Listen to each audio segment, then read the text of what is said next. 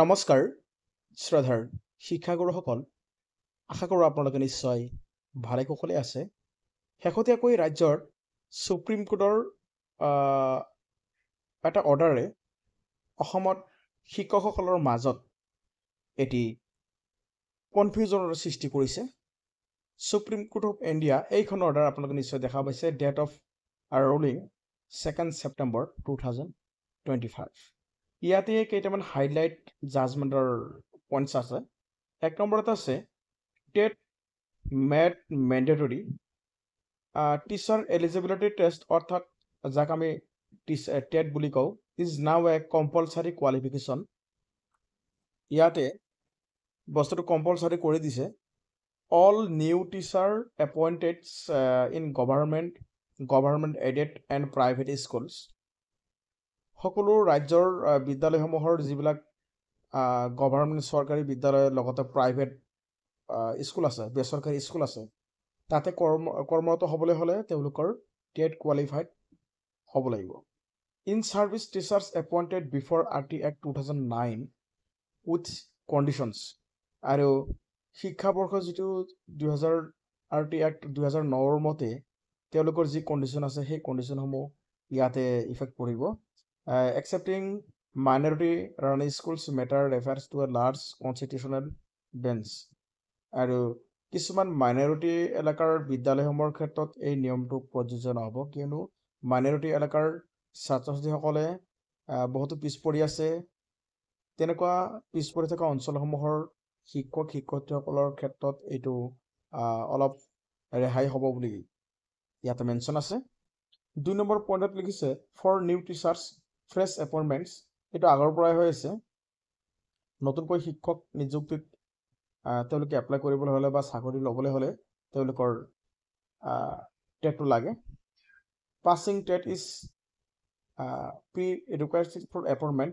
And without TET no teachers appointed is valid TET নোহোৱাকৈ কোনো শিক্ষক নিযুক্তি দিব নোৱাৰিব ঠিক আছে for existing teachers in service যিসকলে শিক্ষকতা কৰি আছে ৰাজ্যত বহুতো শিক্ষক কৰ্মচাৰী আছে তেওঁলোকৰ পূৰ্বতে যিহেতু শিক্ষক অৰ্থাৎ টেটৰ নিয়ম নাছিল এই সকল শিক্ষকসকলৰ কাৰণে কি হ'ব সেই বিষয়ে আমি এতিয়া আলোচনা কৰিম teachers with more than 5 years of service left যিসকল শিক্ষক শিক্ষয়িত্ৰীসকলৰ চাকৰি কাৰ্যকাল আৰু 5 বছৰ আছে মানে 5 বছৰতকৈ তলৰ হ'ব নোৱাৰিব যদি 5 বছৰৰ ওপৰত চাৰ্ভিচ কাৰ্যকাল তেওঁলোকৰ আছে তেওঁলোকৰ কাৰণে টেট কোৱালিফাইটো বাধ্যতামূলক কৰি দিছে must clear TET within 2 years বাই 2027 2027 বৰ্ষৰ আগত তেওঁলোকৰ টেটটো কোৱালিফাইড কৰিব লাগিব মানে যিসকলৰ কাৰ্যকাল 5 বছৰতকৈ বেছি আছে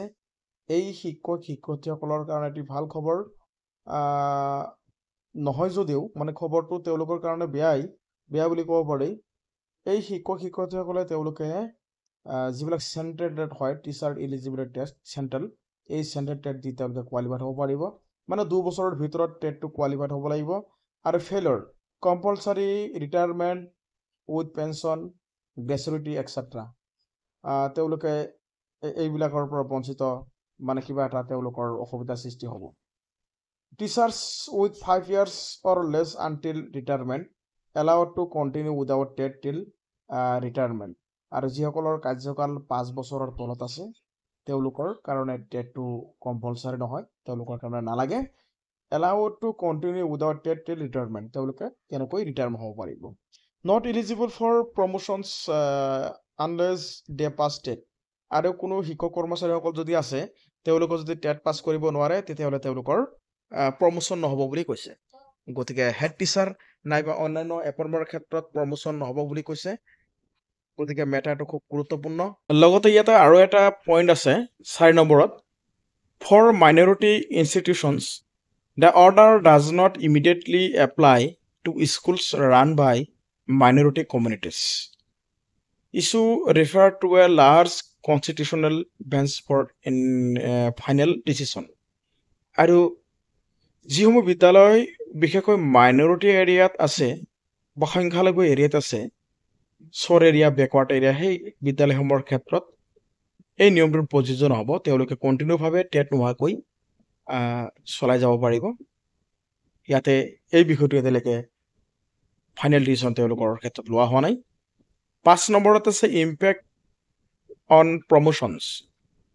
প্ৰমোশ্যনছ to higher post, head teacher, senior teacher etcetera require state clearance.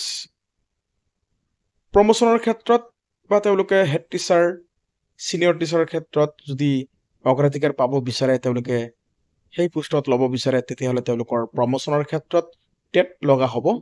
টেটটো তেওঁলোকৰ ক্ষেত্ৰত কম্পালচৰি হ'ব। Even existing teachers can not be promoted without TET.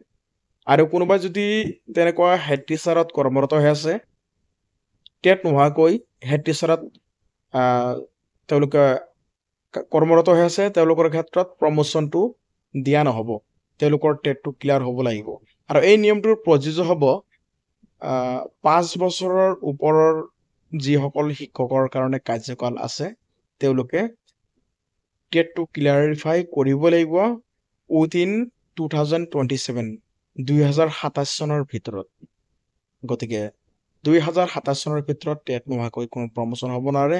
আৰু মূল পইণ্টটো হ'ল 5 বছৰৰ তলত যিসকল শিক্ষক শিক্ষয়িত্ৰী কাৰ্যকাল আছে, তেওঁলোকে টেট ক্লিয়াৰ কৰিব নালাগে। আপোনালোকৰ চাকৰিটো পূৰ্বৰ দৰে ভাল থাকিব। যিবিলাক নিয়ম কানুন আছে, পেঞ্চনৰ ক্ষেত্ৰত কোনো প্ৰভাৱ নপৰিব। গতিকে এইখিনি সুপ্ৰিম কোৰ্টৰ যিটো হাইলাইট পইণ্টছ, সেই পইণ্টছকেইটা আমি আলোচনা কৰিলোঁ।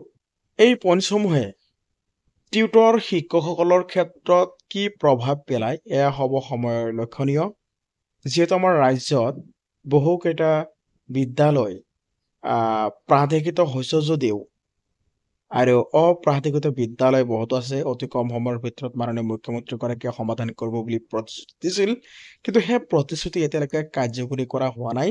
তেওঁলোকৰ মাহীয়াৰ দৰে চাই আছে, বহুত দিনৰ পৰা তেওঁলোকক আশা দি ৰাখিছে, কিন্তু সেয়া সম্ভৱ কৰি তোলা নাই। অকল শিক্ষক শ্ৰেণীসকলৰ লগতে এই ধেমালি কৰি আছে। এইটো গুৰুত্ব সহকাৰে ল'ব লাগে, যিহেতু শিক্ষকসকল একোটা সমাজ গঢ়াৰ কাৰিকৰ, মানুহ গঢ়াৰ কাৰিকৰ। গতিকে এই শিক্ষকসকলেই দেশৰ ভৱিষ্যত নাগৰিক গঢ়াত সহায় কৰি আহিছে। দেশৰ যিটো ফাইনেন্সিয়েল কণ্ডিশ্যন, আৰ্থিক অৱস্থা, তেওঁলোকক মানুহ গঢ়াত সেই শিক্ষকসকলেই ভূমিকা পালন কৰি আহিছে। গতিকে টিউটৰ শিক্ষকসকলৰ ক্ষেত্ৰত এই নিয়মটো আমাৰ ৰাজ্য চৰকাৰে যাতে বিবেচনা কৰে। গতিকে অসম চৰকাৰে আমাৰ মাইনৰিটি এৰিয়াৰ লগতে, যিহেতু অসম এখন পিছপৰা শিক্ষাৰ ক্ষেত্ৰত বহুতো পিছপৰা হৈছে এতিয়াও, গতিকে এই ক্ষেত্ৰত শিথিল হ'ব লাগে বহুতো নিয়ম। কিয়নো বহুতো অপ্ৰাধিকৃত বিদ্যালয়ৰ শিক্ষক কৰ্মচাৰীসকল আছে, টিউটৰ শিক্ষকসকল আছে, তেওঁলোকৰ দৰমহা অতি সামান্য পৰিমাণৰ দৰমহাৰে তেওঁলোকে কৰ্মৰত হৈ আছে। আৰু ৰাজ্যৰ যিসমূহ প্ৰাধিকৃত বিদ্যালয় আছে, এই বিদ্যালয়ৰ শিক্ষকসমূহৰ কাৰ্যকাল বিশেষকৈ 6 বছৰ, 7 বছৰ, 10 বছৰ বা 8 বছৰ, সেই ইয়াৰ্ছৰ ভিতৰতেই মেক্সিমাম আছে। মেক্সিমাম শিক্ষক শিক্ষয়িত্ৰীসকল কৰ্মতে আছে। গতিকে তেওঁলোকৰ ক্ষেত্ৰত কি হ'ব, ইয়াতে অৰ্ডাৰ মতে 5 বছৰৰ ওপৰ হ'লে টেট লাগিব। সেয়া যিহেতু নিয়মসমূহ পূৰ্বতে নাছিল, এইটো পাছতে সংশোধন হ'ল। গতিকে ইফেক্ট চনবিলাক এইটো ভালকৈ তেওঁলোকে বিবেচনা কৰিব লগা আছে। গতিকে 2 বছৰৰ ভিতৰত কেনেকৈ টেট ক্লিয়াৰ কৰা সম্ভৱ? চেণ্ট্ৰেল টেট আৰু ষ্টেট টেট যিহেতু হৈ থাকে, তেওঁলোকে এই টেটসমূহ তেতিয়া বহিব লগা হ'ব পাৰে। গতিকে দুৰ্ভাগ্যজনক বিষয়, শিক্ষক শিক্ষয়িত্ৰীৰ কাৰণে এটা বেয়া খবৰ। এইটো এক প্ৰকাৰৰ সমস্যাৰ সৃষ্টি হ'ব পাৰে এটা সময়ত। গতিকে মেটাৰটো আপোনালোকে নিশ্চয় ওপৰ মহলত ভালকৈ আলোচনা কৰিব।